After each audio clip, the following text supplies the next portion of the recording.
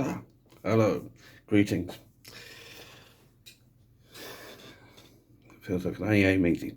Should I say, hello, my name's Mark, and I'm a prepper? Because sometimes that's how you might feel if you are a prepper in the UK. Who's a prepper? Well, kind of definition is a person who tries to make provision for times when things might happen. We have this term, don't we, these days called SHTF. That's the one. That stuff hits the fan. And, well, everyone has a problem. And in the last few weeks, we've had more reason, to worry about that than most, haven't we? The situation going on in Eastern Europe right now. Give you an indication of how I've seen this over the years, in different times and different ways. I've realised that my government doesn't actually have my best interests at heart. Shock, I know. But this is the situation. And depending on where you live, or what class of society you're in, well, it affects you in a different way. If you're an oligarch, a rich person, sitting in a big mansion in the English countryside, or one of its large metropoli, probably doesn't touch you at all. Because you would be in a situation where you have enough money to cover yourself. The sanctions put upon you are annoying, like a gnat. You know, it's annoying, but because you saw this coming, you knew what was going to happen, and you were warned by the government of the United Kingdom and the United States and Europe that this would happen. So what will you do? Well, you get your money out of the way, wouldn't you? You sell your properties and move out. So who really are the sanctions upon? Well, I think most people will find that their prices have gone up. I know that I do a similar shop most weeks, and the last time I did that shop, my bill was around about £28, £29. Yesterday I went shopping, bought about pretty much the same kind of thing. In fact, I bought a couple of extra things I wouldn't normally buy. Not much. £40. That's a leap of £10 at least from previous shops. I don't drive a vehicle, so I don't have to pay for petrol, what the Americans call gasoline, or diesel, which at the moment is just sitting just about the level of about £2, just under in most places. So, but above like £2.70 to £2.80, it's about $3 a litre. $3 a litre. I'm making this video kind of like in a way answering a question by a good guy called GreyMan Prepping, or Grey Beard Pepper for the United States. I don't know. And he was asking about how prepping works in the UK. Well, we don't really have clubs so much. It's not so much as a, excuse me, tea, It's not so much clubs, more individuals that decide to take this up. The whole scene is like, you should be wearing a little hat made of tin foil, Preppers are put in the same thing as people who believe in, men from Mars and all that kind of thing, because it doesn't fit the narrative. It doesn't fit the narrative and the propaganda that our mainstream media like. And they don't like it for specific reasons. You see, what they want, like a lot of governments want, is you sat in your home, in yourself, worried about what's going to happen to you and your loved ones around you, etc., etc., and all that goes on. And while you're doing that and you're watching the news and you're getting yourself upset, they're saying, it's all right, trust in us, we're here for you. And no, they're not. They're just there to give you even worse problems with your mental health. May I suggest getting a remote? Now on there you'll find a red button with a little circular motif with a little line through it.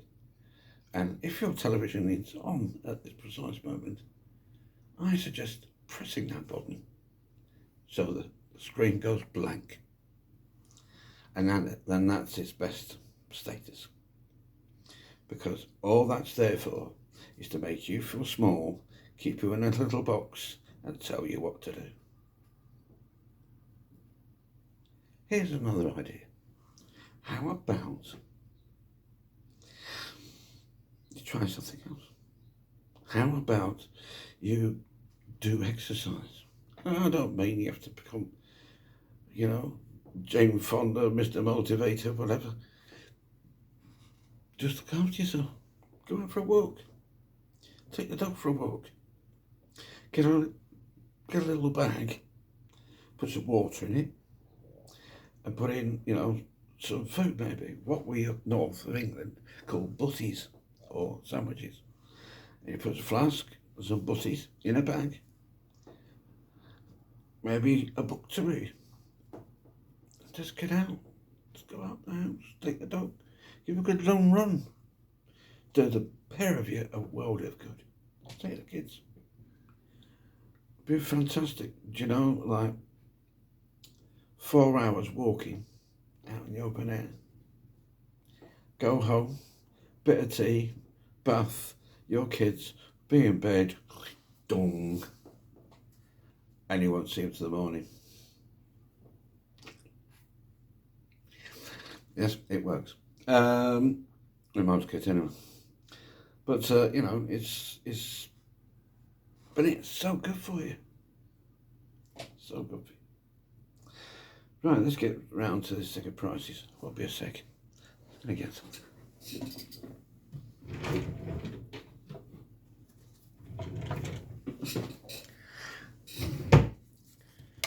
This is my till receipt from yesterday.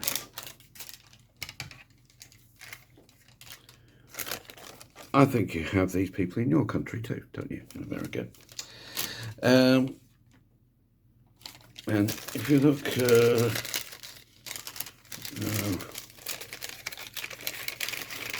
do this, to do that there.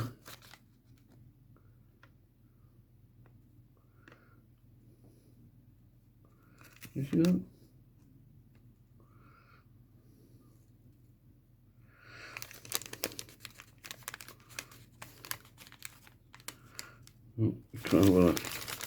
So on here it says £40.93. I didn't buy anything expensive. I bought 2 kilos of bacon. I bought 2 basic margarita pieces. I bought some brie cheese, some mature cheddar cheese, some sausages, lots of tins of soup, mushy peas, because we over here in the north of England like mushy peas and gravy with our fish and chips. Don't ask. Bought some pepper, evaporated milk, chopped tomatoes, soup, paste, versus like a form of it's a spread. One in chicken, one in beef, There's some more soups, coconut milk for korma, chicken korma curry, chickpeas, 2 cheesecakes, American soda, semi-skimmed milk, crumpets that like how can I put it? It's like a pie clip thing. It's a bread product with yeast in it, and then you toast them, and then you put butter on them, and it just like oozes all over the place. It's terrible, but it's absolutely glorious. Brown flakes, muffins, digestive dark chocolate biscuits, you cook cookies, a cleaning kit for my chain on my bike, stick of celery, some leeks, and some mushrooms. So that's what all that is on there. Now, I do regular shops, different places, and some things I'll bulk up in some places, some won't have what I want, I have to go to another store, and you do that, don't you? You go from different stores to get what you need and all that business. Batteries and stuff like that I buy online. I buy rechargeables. I have a charging apparatus, I buy rechargeables. Other things I buy are, I've got some of the power bricks, you know, power banks. So I've got some of those.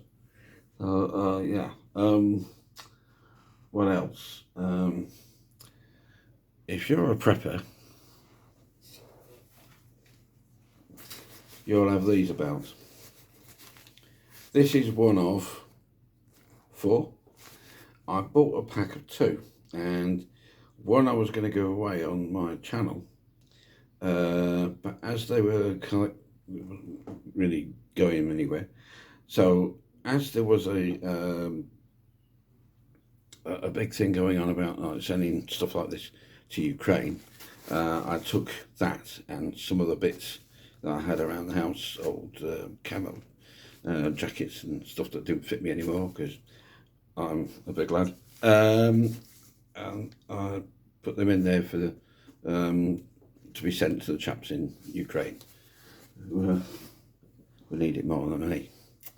I'm a great believer in if you can help somebody else, you do that. It's not for what you get out of it, it's for what they need. There's a uncomfortable thing sometimes that some people do, and I find it distasteful, going around taking pictures of themselves when they're giving goods and money to homeless people. I mean, who's that about? Is that about the homeless person and what they need, or is it about you? It's tacky, not nice. So, you know, that's just a personal thing, and yeah, it just no. If you're going to do it, you do it for the right reasons, that kind of thing. So, back to prepping. You want to know what's in my cupboards, don't you? I'm going to show you. So come with me, and let's switch the camera around, shall we? So, let's have a look here. In one, it's an English joke. Sorry about the fan when it comes on every time I go over here. So, I've got some cocoa in here, tea bags, coffee, lots of different cup of soups. The C stands for chicken, T for tomato, tea bags in industrial sized boxes. I am British. Oh yeah, under here we have couscous and special rice and pasta dishes in plastic in these bags. We have porridge oats, and other stuff, chickpeas, lentils, pasta, rice, and stock cubes in there. And we have more of those things down there. In this cupboard, we have coffee right now, tins of soup and stuff. There's more tins of stuff in there, tin meats, pasta, some pasta, spices, more pasta, tin fish down here, sardines, mackerel, that kind of thing. There's more fish here. There's more dried stuff at the back there.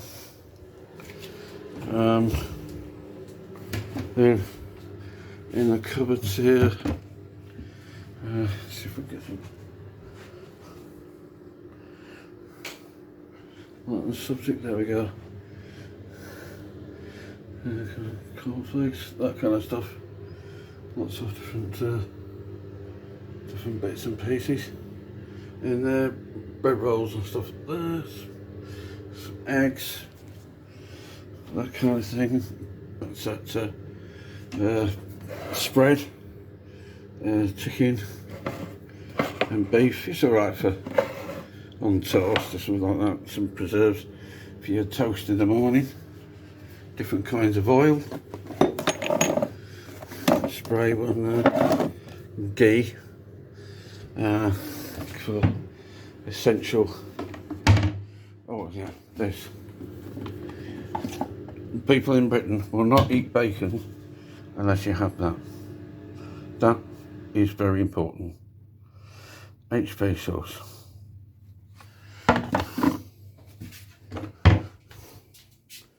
In the fridge, only a small fridge, is only just me. So mushrooms, cheese, that thing's got bacon in it, and different sausages there, some sauces, some butter and milk. And in the freezer, pizza, more bacon, all sorts of stuff. I make meals up myself, so that's actually not roast beef, that's actually mac and cheese in there. I like camping a lot, so I take them with me camping.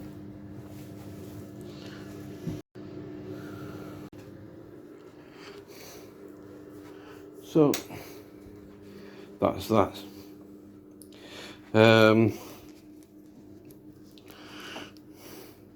Because I camp, I have lots of items that would you would use for camping, but come in very handy if you're a prepper. And if you look on one of my other videos, you'll see the full loadout of my Bergens and other equipment I have for camping. And it does cross over, because obviously if you might have to lose your place of where you live, and you might have to go out into the bush to stay, then it's best to be prepared for that, isn't it? I'm also at the moment currently setting a couple of bikes, a mountain bike and a touring bike, with all I need for that. And I think the reason why you should need to know about prepping, the reason why you should think about it is, in a world where we don't know what's going to happen, less and less now than we ever did. I remember back to when I was a bairn, you know, a youngster, and we used to go through in America they had duck and cover, didn't they? You know, teach you to dive under the table and all that sort of thing if there was a nuclear holocaust. Because during the Cold War, we did expect there to be problems, and there would be times when it would heat up and cool down, and everybody got kind of a melee when the USSR fell apart. and thought, well, we're in the clear then. And then we started to get problems, obviously, with terrorism. And the reason I do that is because it depends on who you are. So, if you're one group and the government you have at the time sees them in a different light, they might call them freedom fighters, people fighting for their freedom. But for the country they're fighting against, where they do bombings, kidnappings, shootings, etc., to them they are terrorists. So the difference between a terrorist and a freedom fighter, what's that? What do you reckon that is? Is it government approval by our governments in the West? Is it what kind of behaviour they have, what they do? For instance, if you can fly over somebody's country and bomb the living daylights out of it because they don't think the way you do, and they decide that they don't want you coming in and helping yourself to their precious resources for nothing, are they freedom fighters or are they terrorists? If they give money to organisations who also don't like you, are they freedom fighters? Or are they terrorist organisations or countries who feed terrorists? And what's the difference between there being a little problem and then not getting on too well and then going into somebody else's country under a whim and just blowing the living Jesus out of it to get what you want? Are you a terrorist?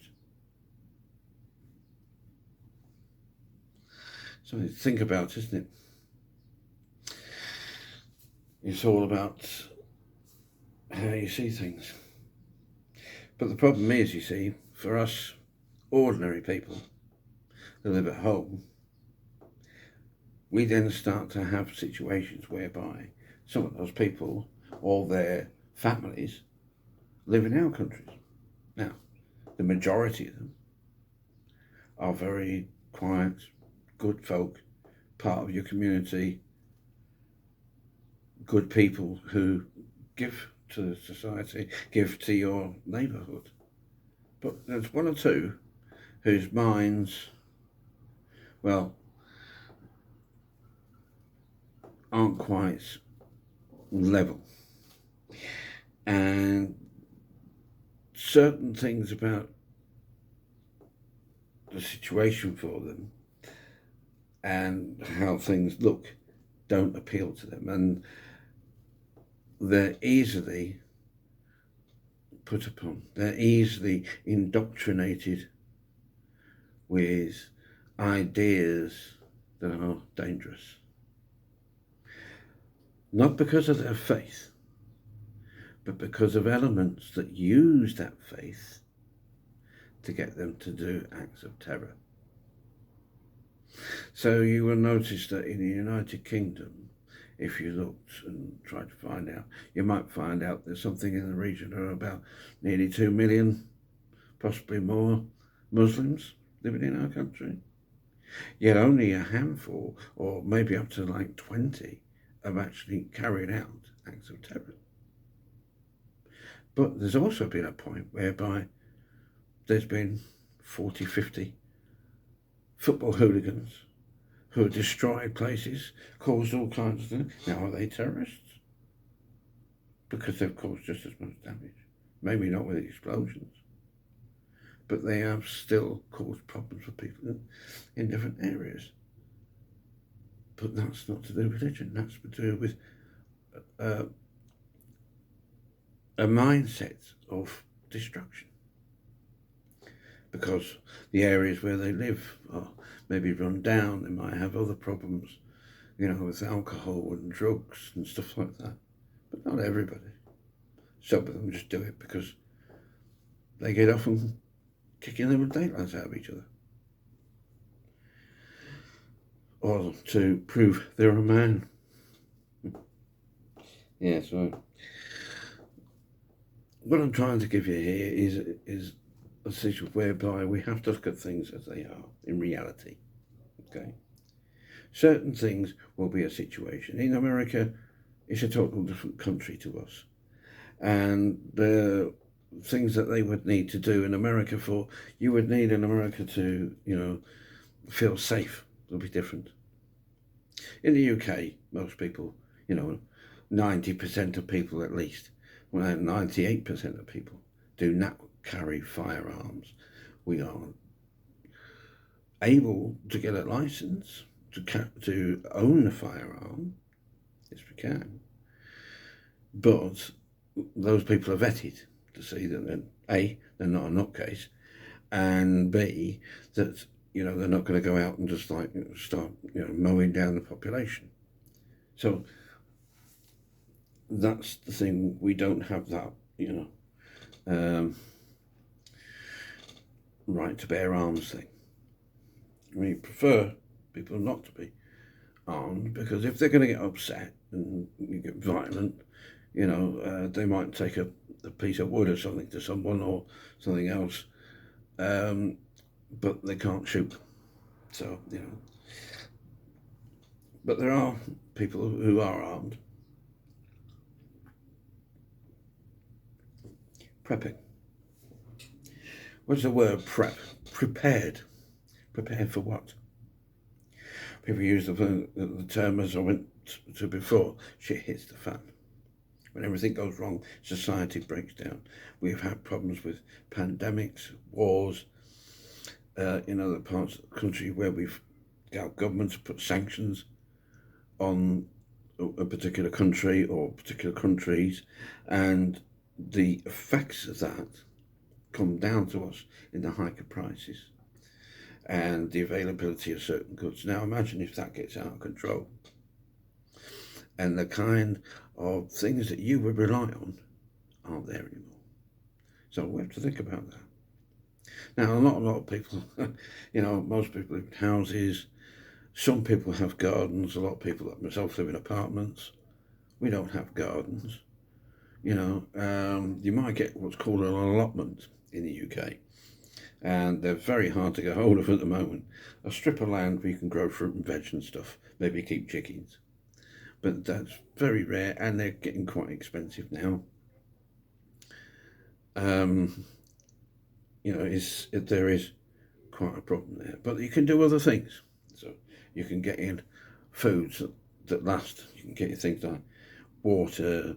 You can get things like, even if you've got water and there's going to be a problem. Well, we live in the UK.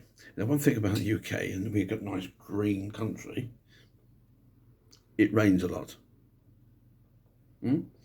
So, unlike a lot of countries where you might have lots of dry, arid places like the southern states of America, etc., and the western states, America, and places in southern Europe, we don't have that problem. It is down here. We get a lot of rain. So, you only need a bucket and a funnel to collect, a big jerry can and a funnel in the top, strung up between a few trees, and you can, fill that up in quite a good easy time. There's lots of rivers where you can get water out and purify it, etc. And we all know this. We've all got the stuff to purify water, life straws, the Sawyers, the Oasis tablets, all that stuff. So we all know all that stuff. There's also the thing of where'd you go?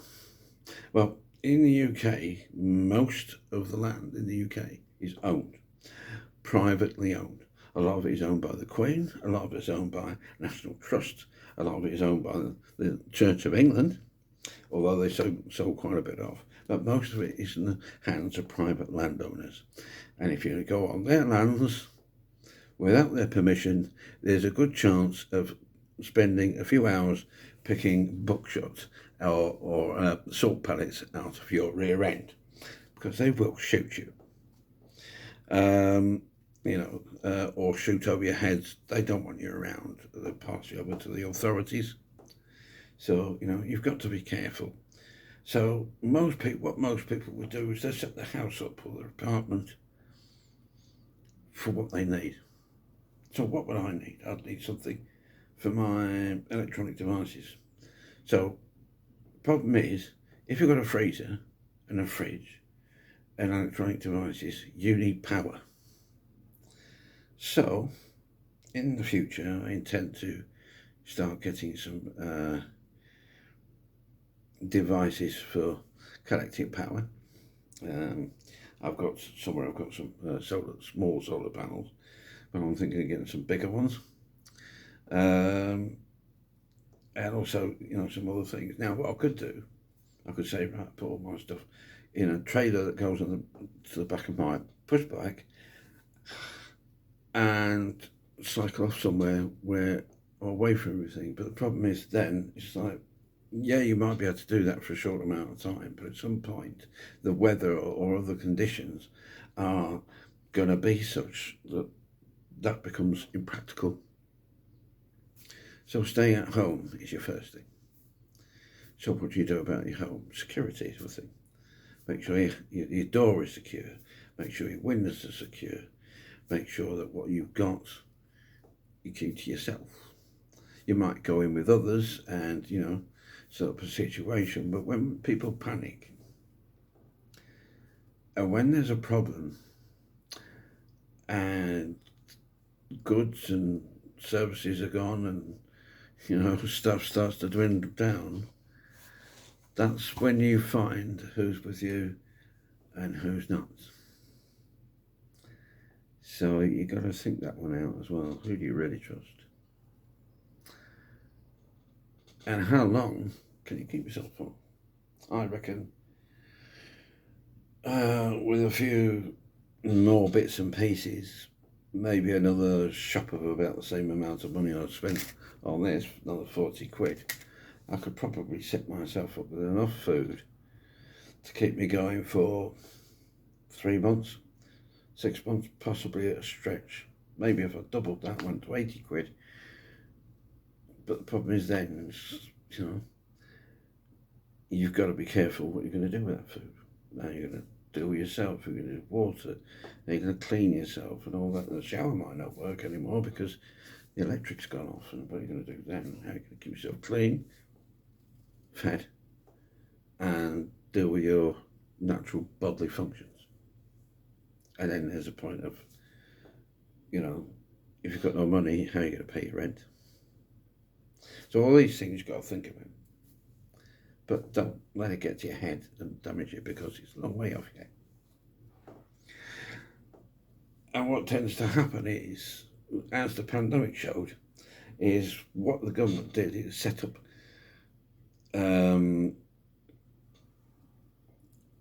a group of people who would deal with things. And then if you need extra bodies to help you run things, you would bring in the police to help you.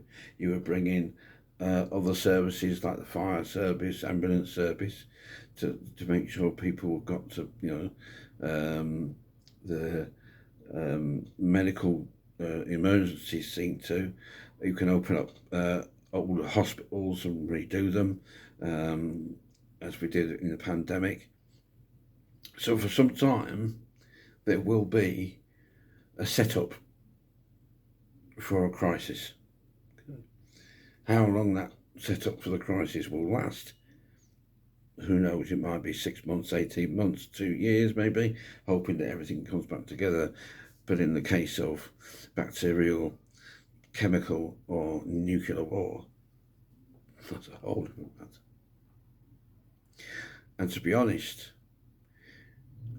in most situations, with the power of most atomic bombs now, you're not talking about the thing that went off in Hiroshima and Nagasaki. You're talking about something that is like 1,000 times bigger, has a blast radius of 100 miles before you even get to the point where people start to cook in the next 30 miles. Everything within that 100 miles, 50 to 100 miles, be incinerated. Now I live about 30 miles from Manchester, so if one was dropped on the centre of Manchester, there's nothing to think about here. You're better off running and trying to catch the thing.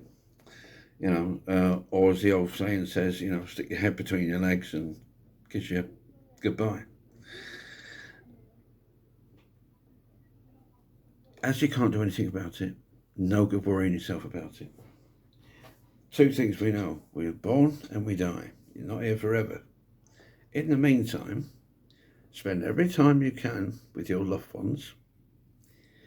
Get out and enjoy the countryside, good food, good literature, enjoy being alive. That's the best thing about being prepared, is being alive and enjoying life, not yourself thinking when's the day come that it's all going to fall apart. Be ready for it. Be ready for it. Get yourself ready. Get some stuff in place for when things happen. But don't spend your life scared, shriveling, all that. Spend your life full of the joys of good things, good company, good friends, good food, good wine, if you drink wine and stuff like that. Get out in the open air, spend time with your kids, your grandkids, your animals. Enjoy life. For we know so far we're only here once.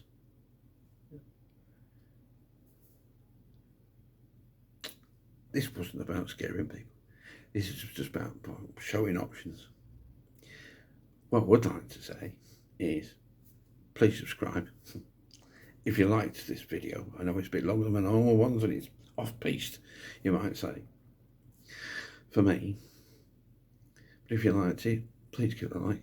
If you didn't like it, put a dislike and tell me why in the comments.